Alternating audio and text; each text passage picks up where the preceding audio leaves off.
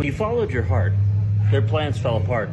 See, because their plans all involved you becoming listless, dependent, and hopeless.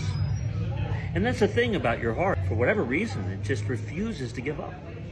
It's always filled with this happiness that comes from within.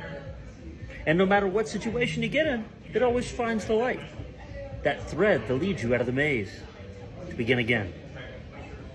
How dare you? See, because they thought it all out.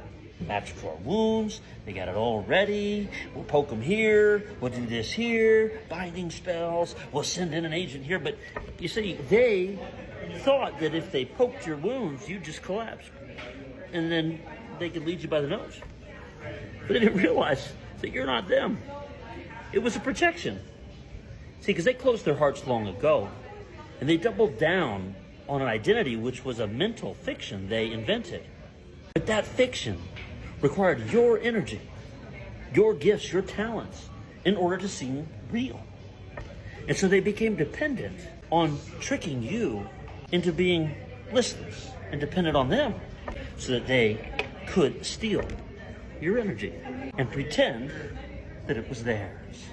Some have called it destiny swapping. Some call it just being a narcissistic asshole.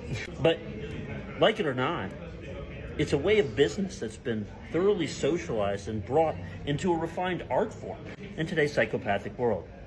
Now, before this video gets taken down or banned, just know everything I'm saying can be validated. Studies have shown that 90% of CEOs of major corporations are probably certified psychopaths, as determined by clinicians. And so why wouldn't there be armies of people who aspire to have big jets and get all that acclaim, acting and emulating them? I'm just saying, you refused to go along. When you followed your heart, their plans fell apart because their plans all involved you being willing not to be the real you. You spend long enough with your heart closed, you get dumb. You get dumb enough to start believing your own thinking. Dumb enough to believe that your only hope lies in destroying someone else's. And you build plans around it. It's one thing to judge, but I'm not judging. If I had been dumb enough to close my heart, I'd be dumb as hell right now, and I'm sure I'd be scheming to try to steal someone else's if I thought I had to. The thing is, the heart has reasons that reason cannot know. And all we have to do is feel through pain from yesterday to open it and let that otherworldly glow lead us to the new earth, which we see before us outstretched in the light, that it shines away all the wretchedness that others see as just the way it is, all the reasons that they use to justify their actions, because everybody's doing it, right? But here's the deal, not you, and you're somebody. You followed your heart, and their plans fell apart, and they're probably not real happy with that right now. If you're like me, they're scratching their heads, and they're trying to find a way to double down. How can they get you to shut that thing off? But why would you go back and rebuild that heart wall?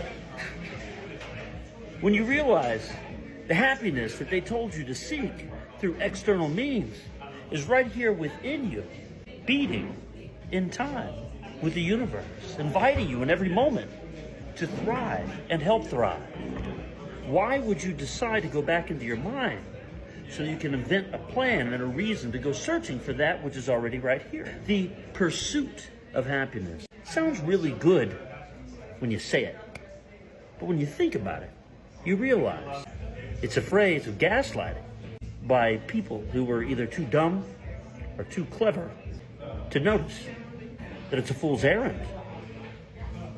Why pursue happiness in the world when you've already got it within?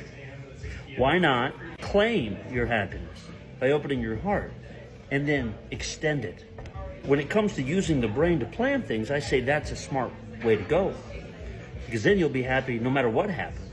And there's a real strong chance that otherworldly glow is going to attract abundance in every form, with far less struggle and effort than what they taught us in order to thrive on our own. And that dog-eat-dog model now crumbling in the wake of this New Earth mentality, which you and I are learning to share, to create a better world, a place we gladly call home. When you followed your heart, their plans fell apart. And with it, that false ego they constructed, the mask. They almost had people believing it, so much that they almost believed it themselves.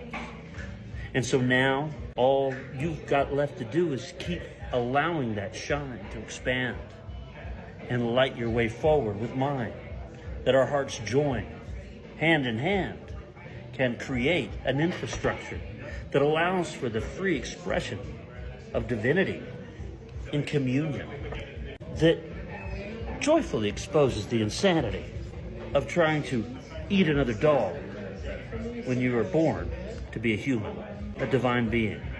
Thank God their plans fell apart. Thank God you opened your heart. Keep it open and let the rubble of their ego's demise be their opportunity to open up that heart wall, learn the tough lesson, and choose again.